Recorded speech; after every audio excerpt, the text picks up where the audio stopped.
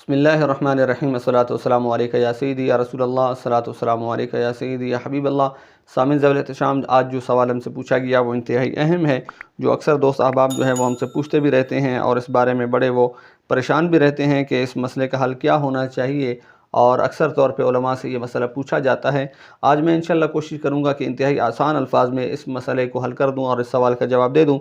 سوال یہ پوچھا گیا ہے کہ اس ماہ ربیع الاول میں میلاد النبی صلی اللہ علیہ وسلم منایا جاتا ہے، جو کہ بدعت ہے،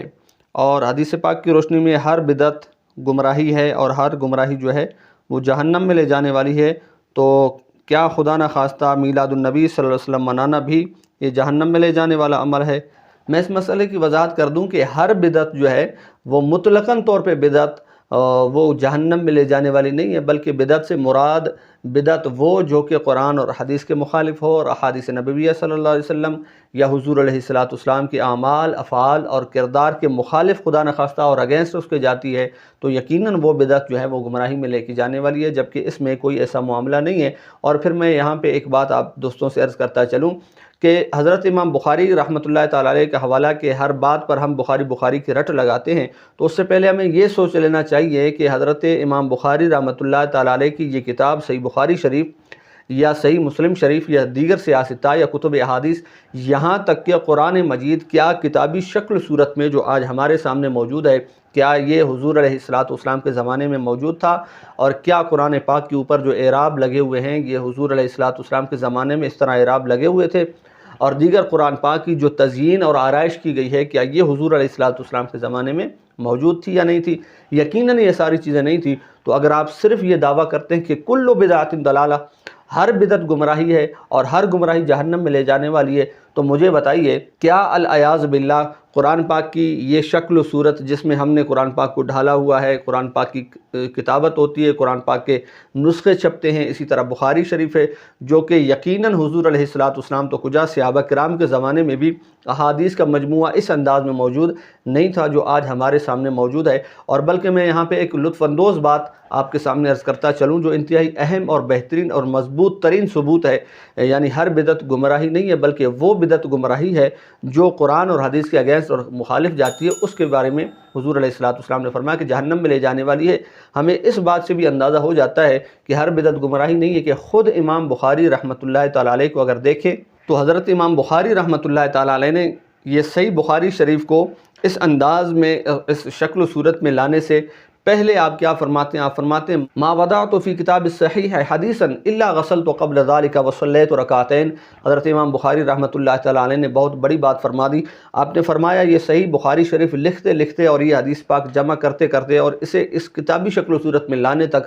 مجھے جو عرصہ دراز لگا وہ 16 سال کا عرصہ ہے۔ فرماتے ہیں 16 سال کے عرصے میں یہ احادیث میں نے اکٹھی کی اور اس میں کتابی شکل و صورت میں ڈھالنے تک کا یہ مقام اور مرحلہ جو ہے میں نے طے کیا۔ وجہ کیا ہے؟ وجہ آپ خود فرماتے ہیں، آپ فرماتے ہیں کہ ما وضعت فی کتاب الصحیح حدیثا، میں نے اپنی بخاری میں، اپنی صحیح میں، اس بخاری شریف میں کوئی حدیث بھی ایسی نہیں رکھی ہے مگر الا غسلت قبل ذلك، مگر میں نے اس سے پہلے غسل بھی کیا، باقاعدہ طہارت حاصل کی، وصلیت رکعتین، اور 2 رکعت نماز نفل بھی ادا کی تاکہ اللہ کی بارگاہ میں یہ مقبول ہو جائے۔ اب مجھے بتائیے کہ پہلی جو بدعت ہے حضرت امام بخاری رحمۃ اللہ تعالیٰ علیہ کی، وہ تو یہ ہے کہ حدیثوں کو یکجا کر کے کتابی شکل و صورت میں ڈھال دینا، یہ پہلی بدعت ہو گئی۔ دوسری بدعت یہ ہو گئی کہ کیا حضور علیہ السلام نے، کیا صحابہ کرام نے، کیا قرآن پاک میں کوئی ایسا حکم تھا کہ جب بھی تم حدیث بیان کرو تو اس سے پہلے تم نے غسل کرنا ہے، کہ جسے غسل حدیث کہا جائے، غسل بیان حدیث کہا جائے،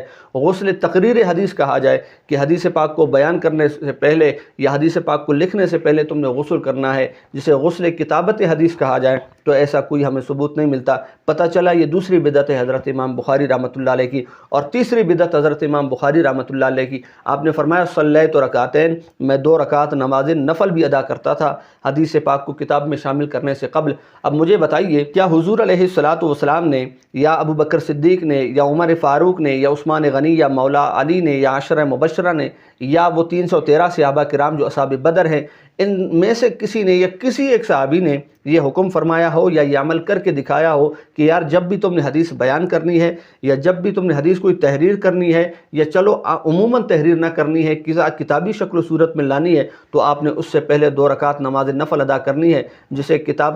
صلاۃ کتابت حدیث کہا جائے، جسے صلاۃ بیان حدیث کہا جائے، صلاۃ تقریر حدیث کہا جائے۔ تو ایسا کچھ بھی ہمیں ثبوت نہیں ملتا۔ تو پتہ چلا امام بخاری رحمۃ اللہ علیہ نے صرف بخاری شریف کو اکٹھا کرنے میں نہ جانے کتنی بدعات کا ایجاد کیا ہے آپ نے۔ تو اس سے ہی یہ ہمیں اندازہ ہوتا ہے کہ ہر چیز جو نئی ہو وہ بدعت گمراہی نہیں ہے، بلکہ وہ اگر اچھی ہے اور دین کے موافق ہے، دین کی تعلیمات کے موافق ہے، قرآن پاک اور حضور علیہ السلام کے فرامین مقدسات کے موافق ہے، اس کے ساتھ ٹکراتی نہیں، اس کے مخالف نہیں ہوتی ہے، تو وہ مستحسن ہے، بلکہ وہ مستحب ہے، اس پہ عمل کر لینا چاہیے۔ تو عید میلاد النبی صلی اللہ علیہ وسلم یہ انہی امور میں سے ہے جو خود مستحسن ہے، جو خود مستحب ہے، جس کے کرنے سے حضور علیہ السلام کا قرب حاصل ہوتا ہے، اللہ تعالیٰ کی رضا حاصل ہوتی ہے۔ اور یہ جو میں نے بات کی حضرت امام بخاری رحمۃ اللہ تعالیٰ علیہ کی، یہ نہ صرف علماء اہل سنت اس بات کے اقرار کرنے والے ہیں، بلکہ خود علماء حدیث، علماء وہابیہ جو ہے وہ اس بات کو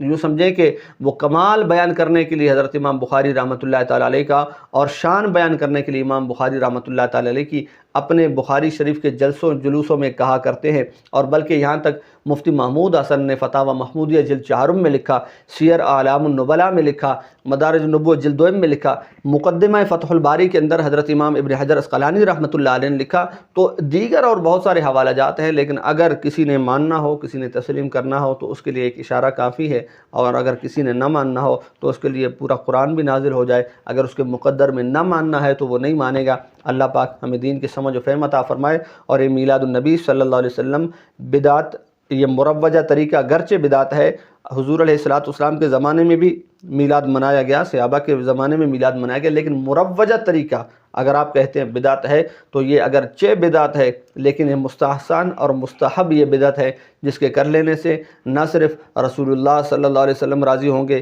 بلکہ یقیناً اللہ کی رضا بھی شامل حال ہوگی انشاءاللہ عز و جل۔ اللہ پاک ہمیں دین کی سمجھ و فہم عطا فرمائے۔